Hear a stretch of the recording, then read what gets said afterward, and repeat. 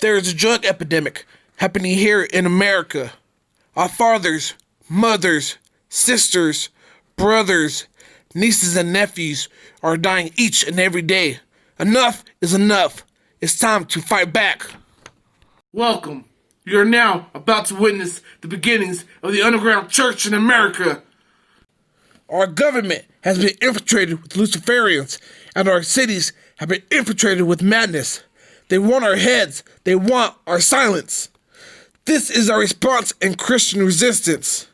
We are a select few of Christian soldiers, and we need to know, are you down? And now, for the minister. Super Soldier. So, welcome back to Antidote for Addiction number 7, right?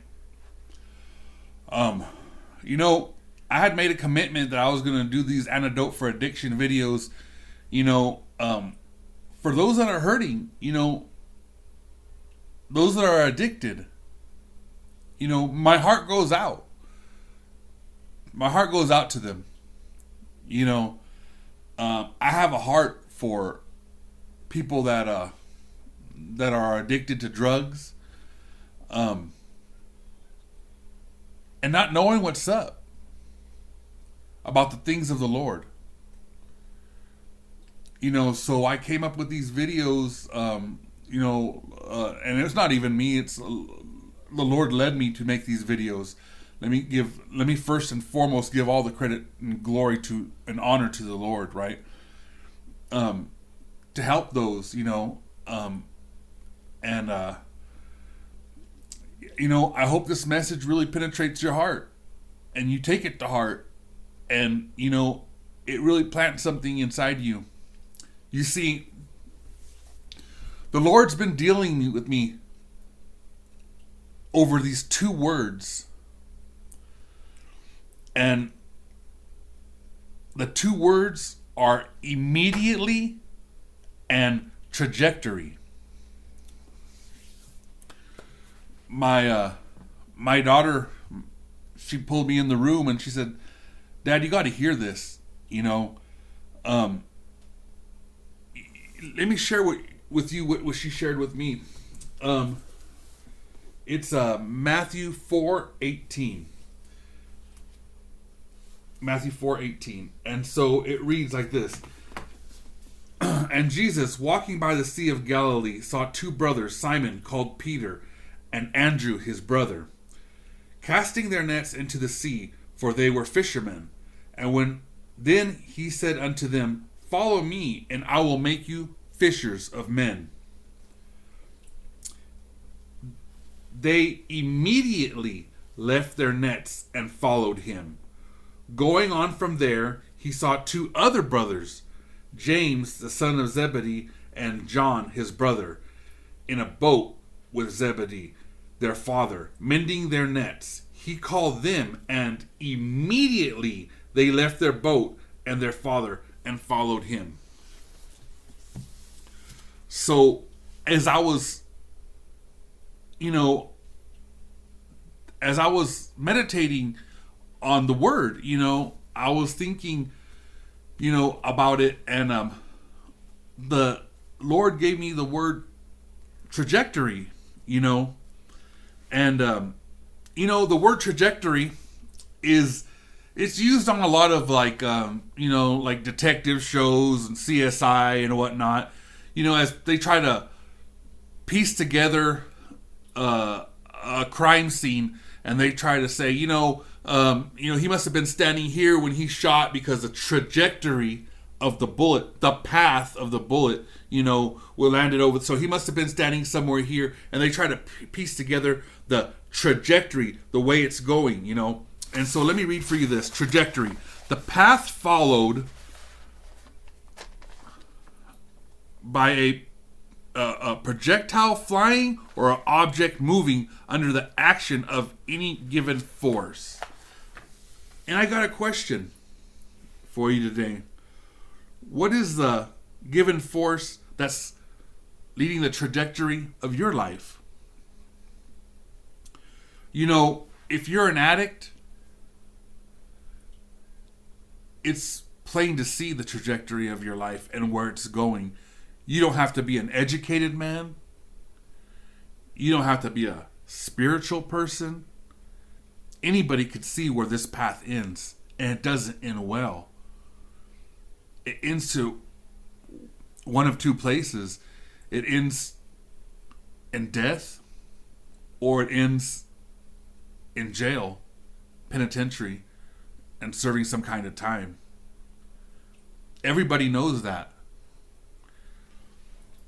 You know, and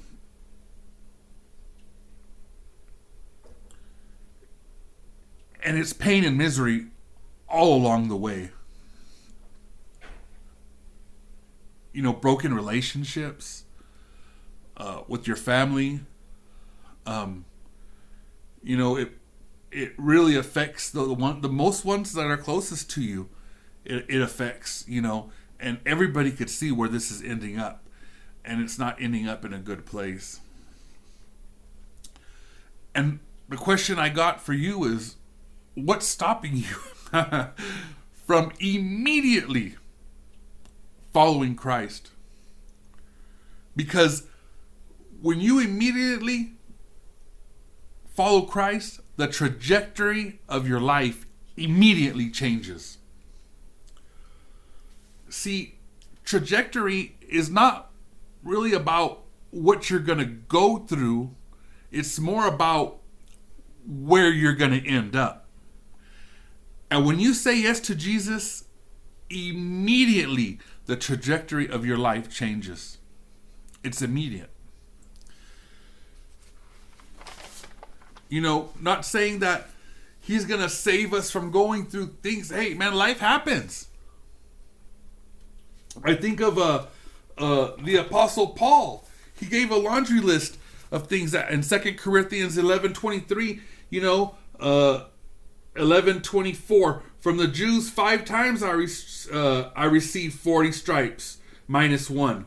3 times I was beaten with rods. Once I was stoned. 3 times I was shipwrecked. A night and a day I would have been in the deep. In journeys often, in perils of water, in perils of robber, in perils of my own countrymen, in perils of the Gentile, in perils in the city, in perils in the wilderness, in perils of the sea, in perils among false brethren, in weariness and toil, in sleepness and tin, in hunger and thirst, fastings often, in cold and nakedness. You know, the Apostle Paul said yes to Jesus, and he went through some things, let me tell you. But like I said, it's not about so much about what you're going to go through. It's about how you're going to end up. The Apostle Peter, going back to our original, you know, was one of the men that immediately left his nets. Immediately left his nets, you know, and immediately the trajectory of his life changed. You know, we see him walking with Jesus. We even get to a part in his life where he denied Jesus. But then the book of Acts came around. And the very same Apostle Peter was now the rock. The Apostle Peter. And he preached an awesome sermon up and down the block to the very same people that were responsible for killing Jesus not too long ago in the story. You know, look at the trajectory of his life and where he ended up. You know, the Apostle Peter. You know, and it all started from this verse right here. It all started from Matt 4:18 when he immediately followed Jesus. The trajectory of his life immediately changed. You know,